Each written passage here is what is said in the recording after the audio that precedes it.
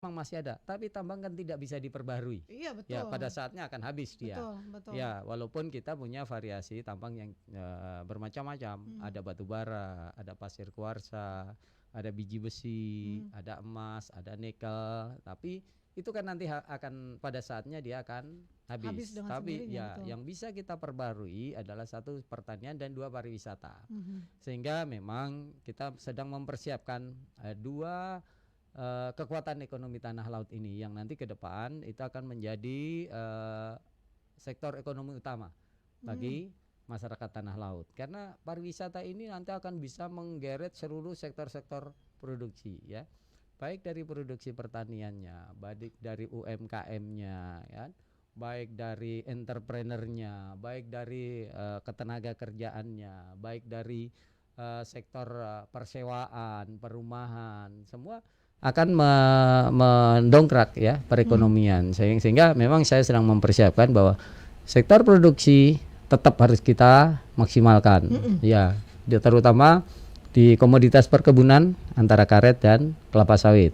Untuk di pertanian ini pangan menjadi sangat penting, karena apa? Sekarang dunia sedang krisis pangan. Ya, saya tidak ingin rakyat saya itu sampai kelaparan, sehingga saya dua kecamatan saya tetapkan itu daerah untuk cadangan pangan, sehingga itu tidak boleh berubah untuk pembangunannya. Yang namanya Kecamatan Kuro dan Bumi Makmur sudah saya tetapkan di sana itu fokus khusus pangan, fokus untuk cadangan pangan kita, ya. Jadi sana tanaman padi, kemudian hortikultura, ya, untuk cadangan pangan kita. Tidak boleh kita sampai nanti harus mengimpor beras dari luar. Betul.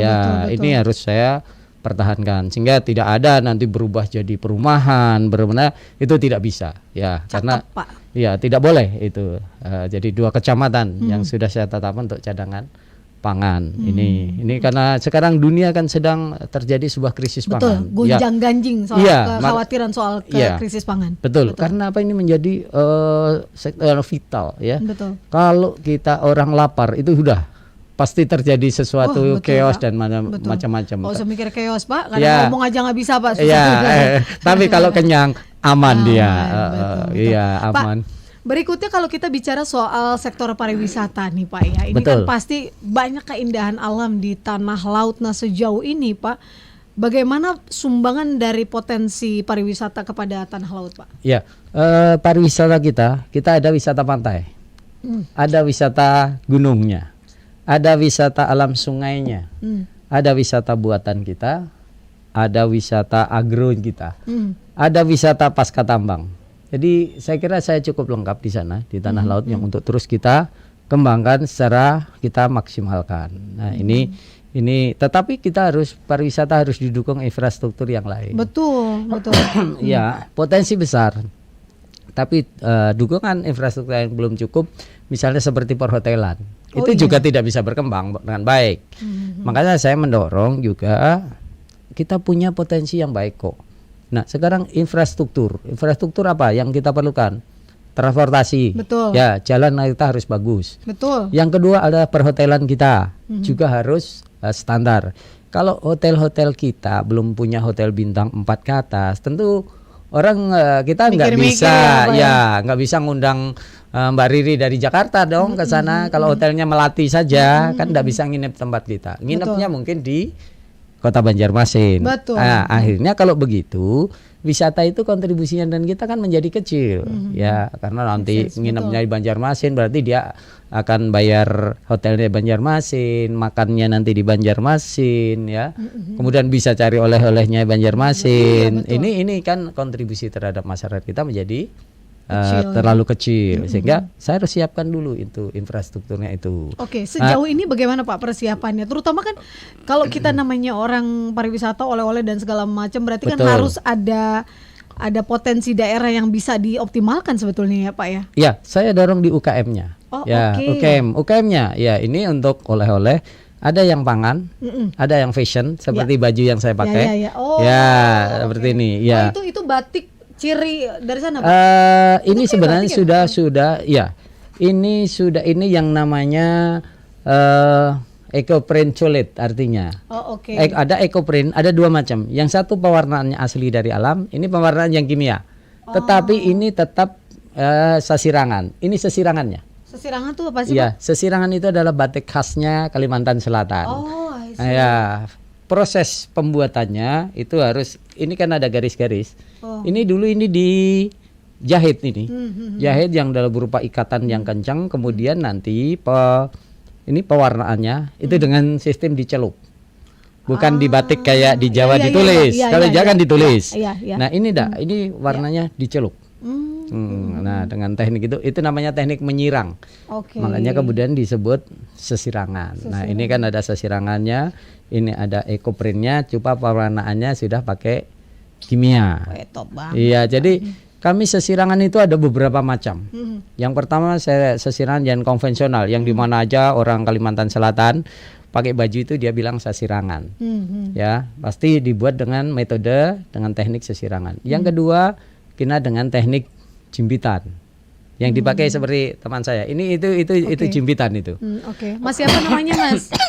Mas Ayib, ya. Oh, itu oke. teknik, ya, itu tekniknya sudah teknik jimpitan istilahnya. Ya. Nah, seperti itu. Yang ketiga ada teknik ringkal. Teknik ringkal itu sudah gabungan antara teknik sesirangan dengan teknik batik Jogja. Oh. Ya, itu jadi diikat-ikat juga, tapi prosesnya tetap pewarnaan pencelupan, tidak ditulis. Ada teknik ringkal. Kemudian ada sesirangan ekoprint yang warna alam, ekoprint yang warna dengan kimia. Kemudian yang 6 kita yang kombinasi dengan Jepang, itu namanya dengan batik Jepang, itu namanya sesirangan shibori. Ya. Kemudian juga ada yang namanya sesirangan colet. Itu orang mengira sudah dalam bentuk seperti batik. Dari jauh kelihatannya itu seperti batik.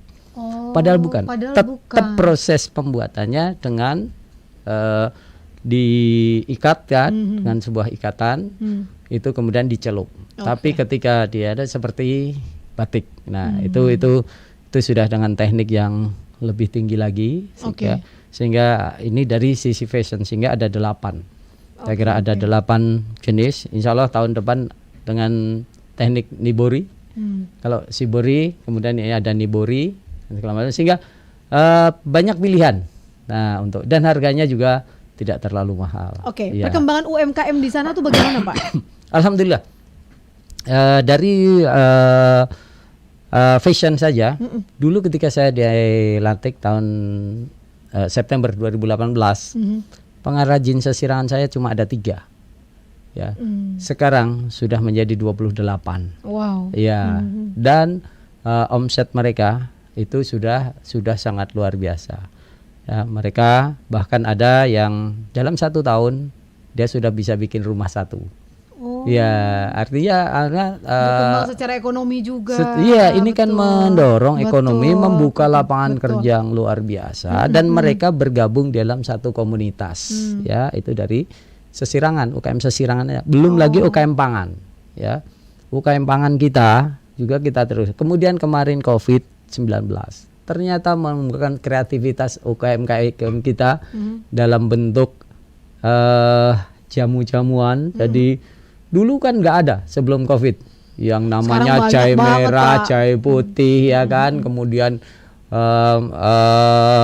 yang jamu-jamuan banyaklah macamnya itu, ya. Kemudian kopi juga macam-macam, ada sena yang semua itu untuk menambah stamina, untuk menambah daya tahan tubuh kita. Itu berkembang. Bahkan mereka mengirim keluar daerah.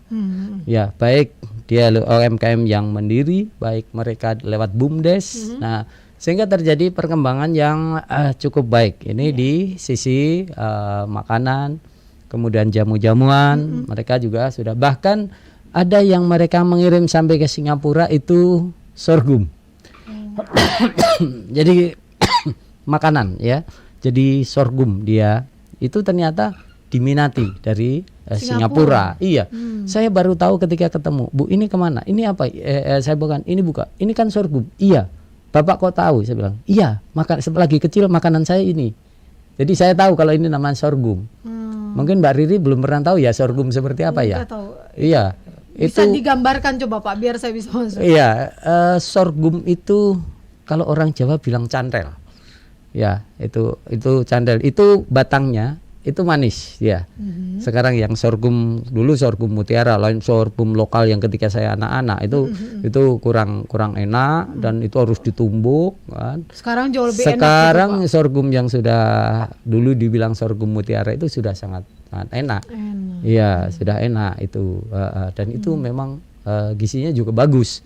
Dan saya kira itu perlu dikembangkan sebagai makanan pendamping beras. Tapi itu sudah diolah demikian rupa, itu bisa menjadi salah satu produk yang menarik. Nah, ini jadi saya kira perkembangan UKM kita sangat baik sekali. Oh, oke. Ya, dan ini memang saya harap ini menjadi salah satu kekuatan. Ya, sesuatu kekuatan kita di dalam membangun perekonomian rakyat kita. Betul, Iya. dari tanah laut itu sendiri. Nah, sekarang berikutnya Pak, yang kita juga mau tahu, selain UMKM yang memang mereka semakin terus bertumbuh, nah namanya ada tanah, ada laut, nelayannya gimana Pak? Nah, ini nelayan kita, inilah yang saya kira masih menjadi tantangan yang sangat berat lagi. Nelayan-nelayan kita di Kalimantan Selatan itu masih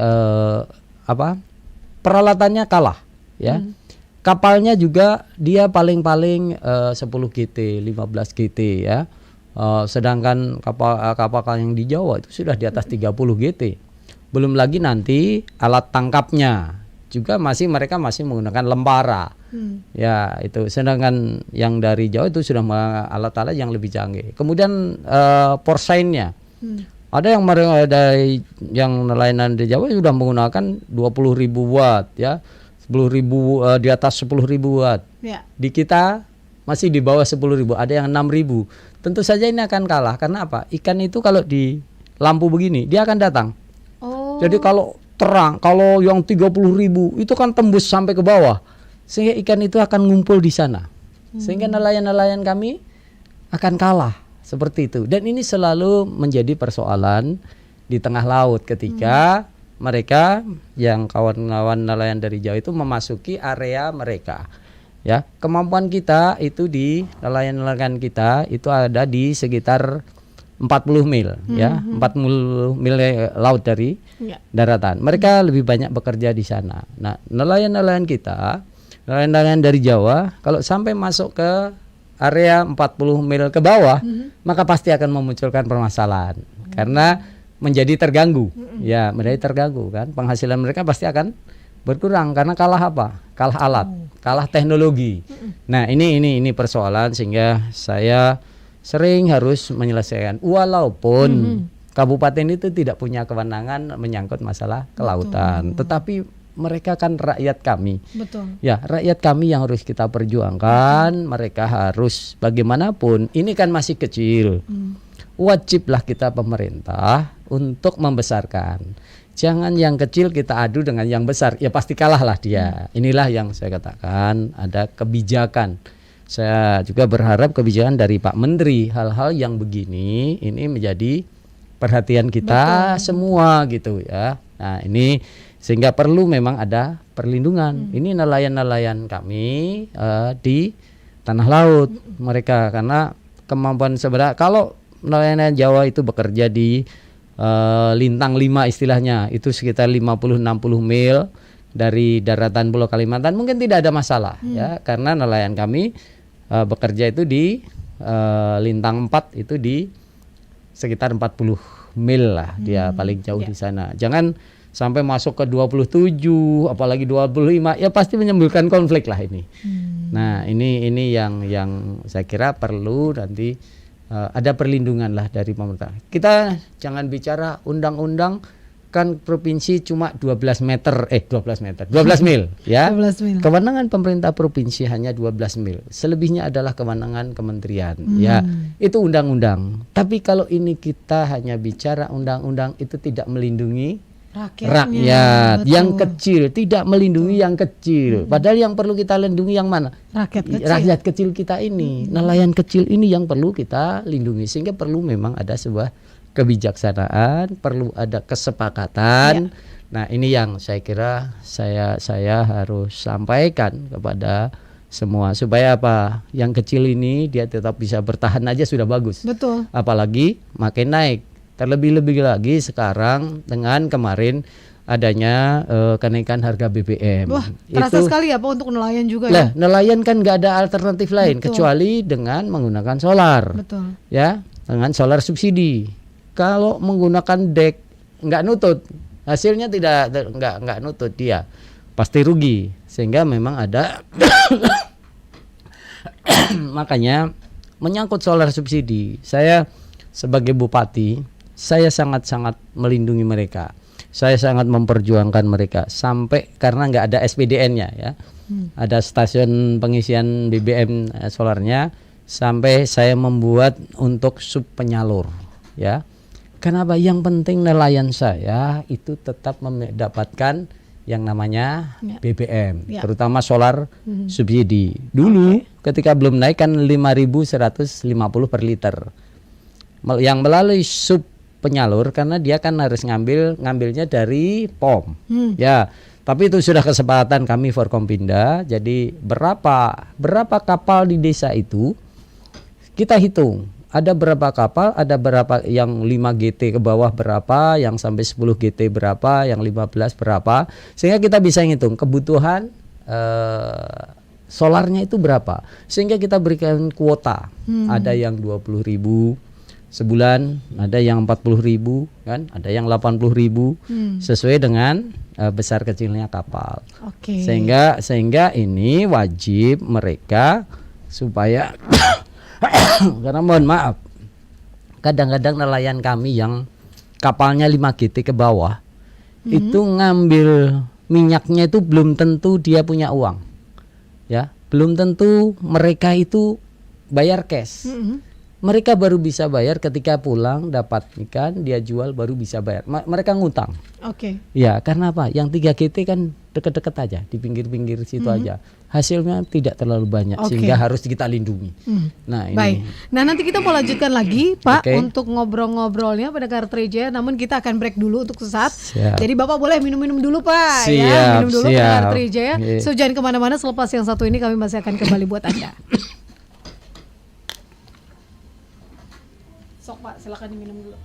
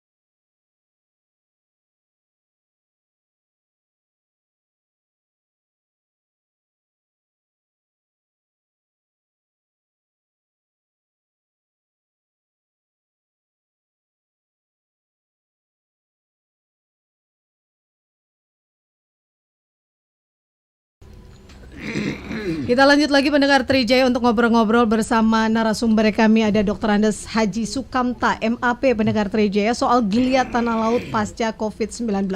Masih dalam program The Leader, pendengar Trijaya Empowering Life. Kalau tadi Anda sudah banyak mendengar, wah saya aja sampai terkagum-kagum. Jujur, saya baru kali ini juga benar-benar mengetahui sebegitu luar biasanya Indonesia. Karena kalau kita nggak kulik sampai kayak begini, kita undang orang-orang atau juga para pemimpin pejabat daerah, kita juga mungkin nggak tahu sebetulnya Indonesia tuh kayaknya pakai banget gitu loh ya Pak. Iya, betul. Luar biasa kan? Sangat luar biasa, sangat kaya Indonesia ini. Tapi memang makanya perlu harus terus semua orang tahu. Betul. Ya, orang harus mengenal Indonesia, mengenal seluruh wilayah ini sebagaimana kita mengenal diri kita. Itu saya kira kalau setiap orang bisa mengenal, insya Allah kita ini akan menjadi maju. Karena kita negara yang boleh dikata, apa sih yang kita tidak punya di negeri yang namanya Indonesia ini. Saya sepakat banget. Nah tadi kalau kita udah banyak ngobrol soal tanah laut Pak ya.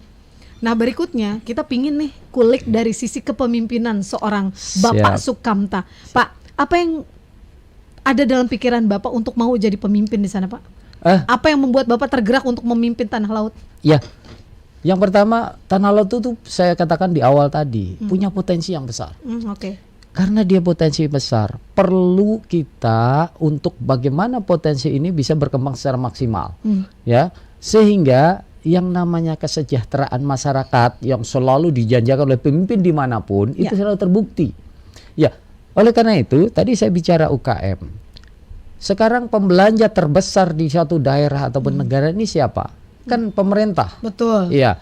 Makanya saya sejak 2019 dulu sudah menginginkan bagaimana belanja pemerintah ini ditangkap oleh rakyat kami tanah laut. Sehingga di 2019 saya ingin membuat yang namanya e-katalog lokal. Ya, itu nanti supaya produk-produk UKM itu sudah nongkrong di sana, di pasar digital kita, sehingga nanti pemerintah yang mau belanja itu tinggal ngeklik aja gitu. Nggak pakai repot lah ya. Nggak pakai repot, nggak pakai harus pakai penawaran, pakai ini. Aduh, saya pikir repot banget kan. Nah, cuma waktu itu belum bisa, masih rumit untuk itu. Sehingga waktu itu saya tidak cukup sabar untuk itu, sehingga saya bilang, oke deh, gini aja. Saya kan melihat di itu ada Shopee ya kan, ada Blibli, kita bikin yang begituan gimana? Saya diskusi dengan anak buah saya dan ternyata kita bikin yang sekarang orang bilang itu toko daring. Oh oke. Ya, toko daring segala ya. Dan itu sejak 2019 kita rancang, 2020 sudah jadi. Ya, sehingga UMKM kita itu bisa sudah semua masuk situ masuk ya, situ. Iya.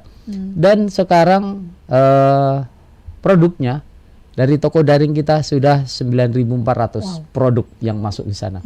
Dan itulah yang menjadi bahan belanja kita pemerintah daerah. Jadi untuk kebutuhan pokok, misalkan untuk konsumsi, untuk catering, untuk yang tak cuma karena toko daring ini dulu masih dibatasi. Belanja di bawah 50 juta. Ya, di bawah 50 juta. Itu baru boleh di situ. Di atas 50 juta itu masih kurang. Tetapi sekarang toko daring saya sudah bergabung dengan toko daringnya LKPP.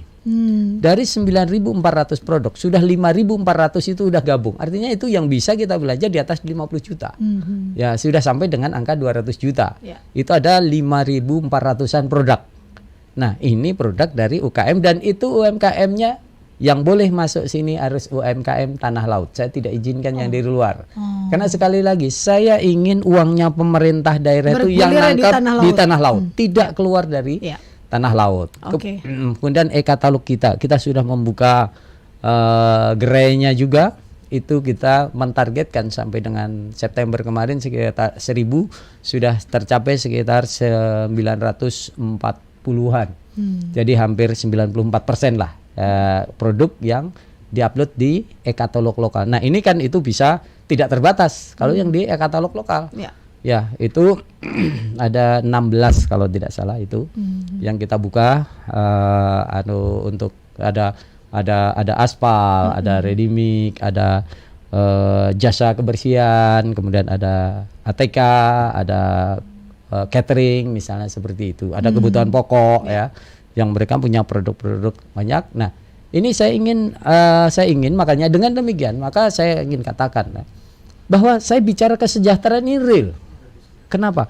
Karena uang saya pemerintah yang kita belanjakan itu kan diterima oleh masyarakat ya, sehingga saya tidak perlu beli keluar.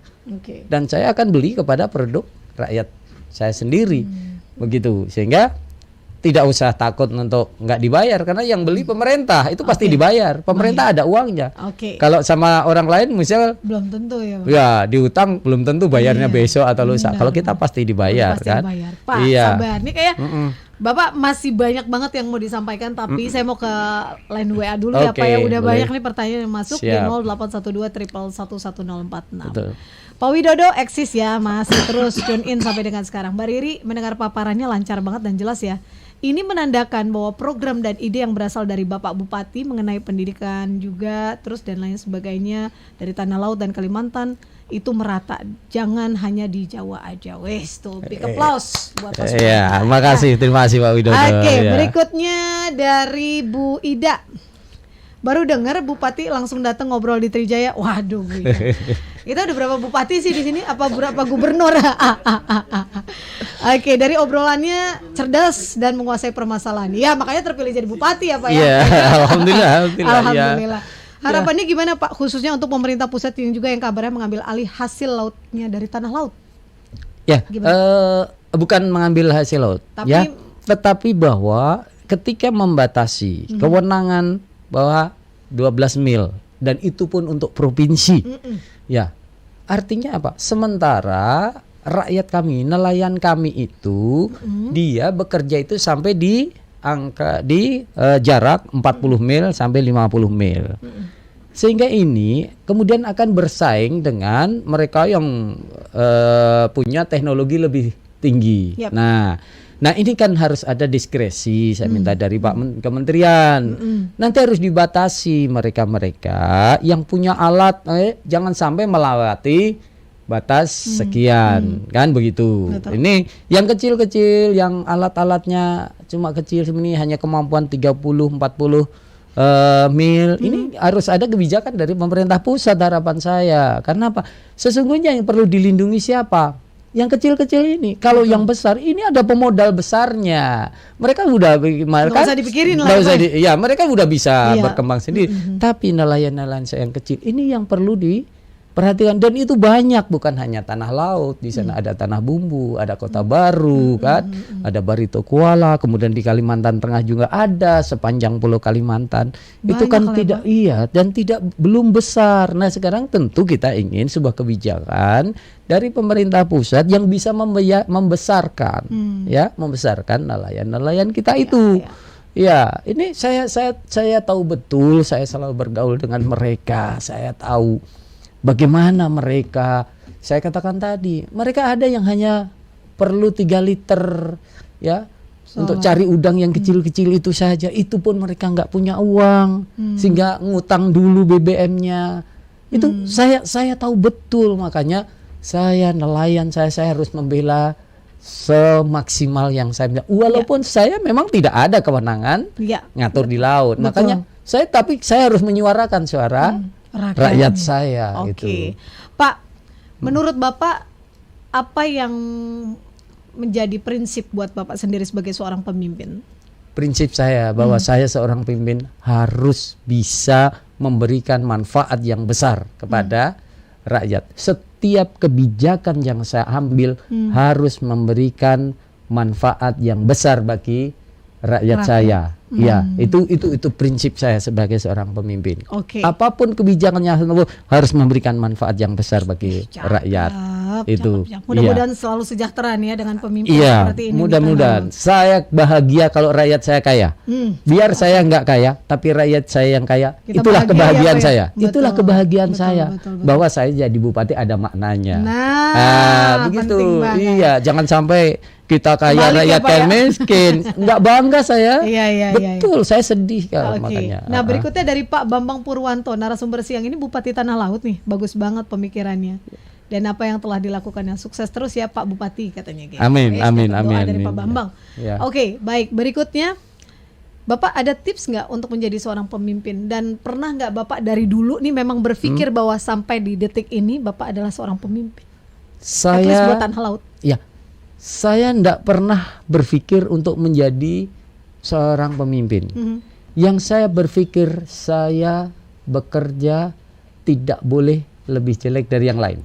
Saya bekerja dimanapun harus lebih baik dari rekan sejawat. Itu aja prinsip saya dulu. Saya di Tanah Laut sejak tahun 86. Dulu saya adalah seorang pegawai negeri.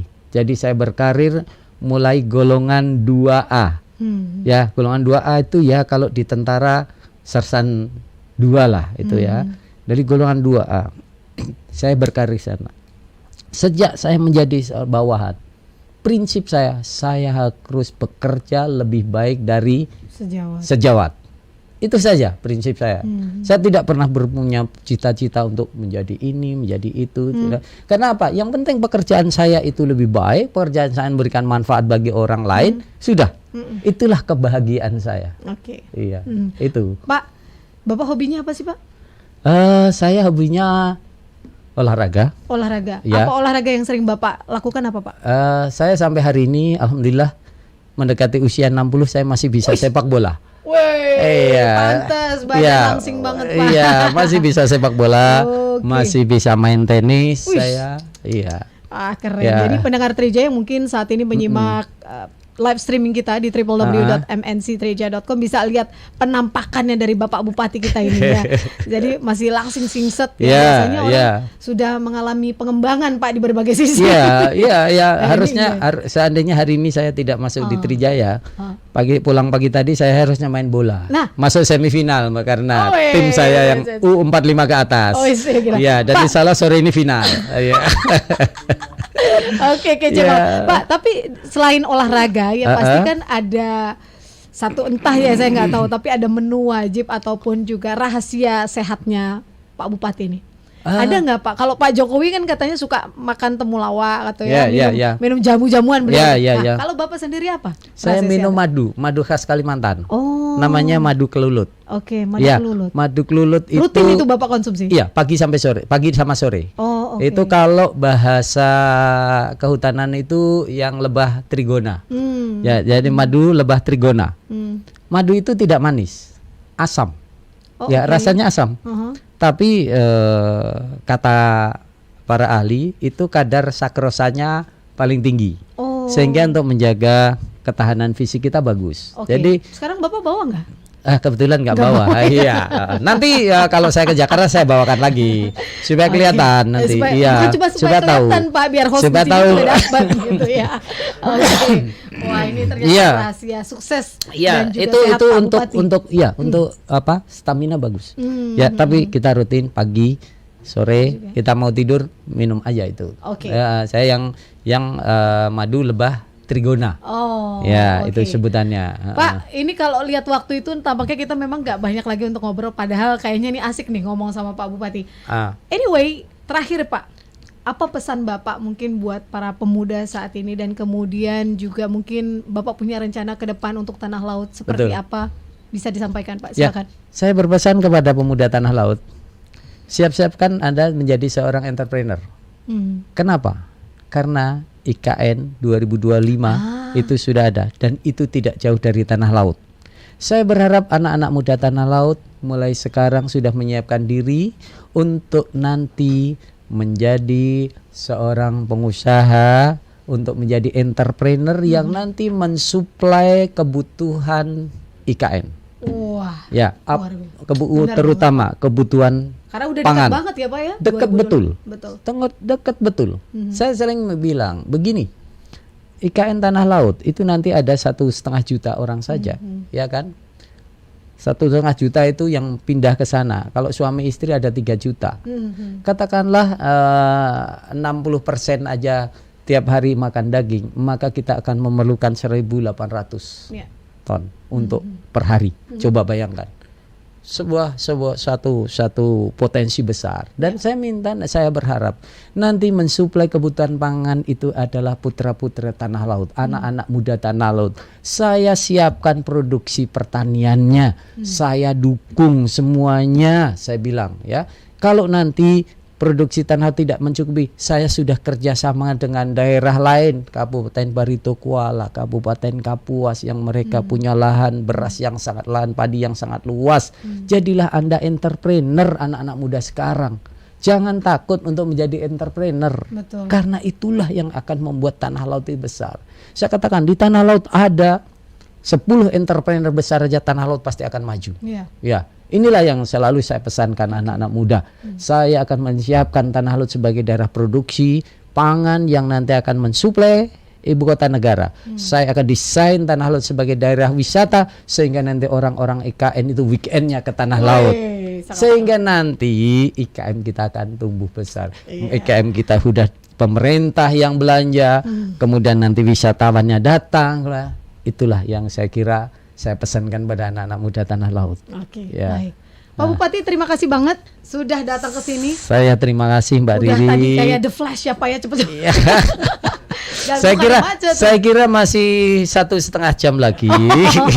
Waduh, ini saking semangatnya luar biasa banget nih Gaspol ya. Kalah nih Ujang ya semangatnya sama Pak Bupati. Terakhir ini dari Pak Rizal, mantap Pak Bupati. Biasanya di balik Pak pejabat yang kaya, rakyat yang sengsara. Tapi sekarang ini malah pejabat yang rela biasa-biasa aja tapi rakyatnya bahagia. Betul, iya. Saya bangga kalau rakyat saya kaya, ya. Walaupun saya biasa-biasa saja, kan? Karena berarti apa? Saya kali lagi, saya bermakna jadi seorang pemimpin daerah. Ya. Ternyata pendengar Trijaya menjadi bermanfaat tidaklah cukup, tapi bagaimana Anda meninggalkan sesuatu dengan penuh makna. Betul. Terima kasih Pak Bupati atas inspirasinya dan Terima juga kasih, waktunya udah ngobrol-ngobrol di Trijaya. Terima kasih. Kita ketemu lagi ya Pak ya. Siap. Jangan lupa undang kita semua ke tanah laut biar kita tahu keindahan tanah laut. Kapan saja nanti, kapan ada liburnya hubungi saya. Nanti saya siapkan untuk datang ke tanah laut. Siap. Apusan ya Jang kita ya Jang. Ya. Mendengar Trijaya, demikian tadi obrolan saya bersama Pak Bupati ya, Pak Sukamta, dan demikian pula berakhir saya di sesi Trijaya Siang untuk kali ini. Terima kasih banyak dan selamat melanjutkan weekend Anda. Saya Riri Artakusuma pamit. Selamat melanjutkan aktivitas saya dan sampai jumpa.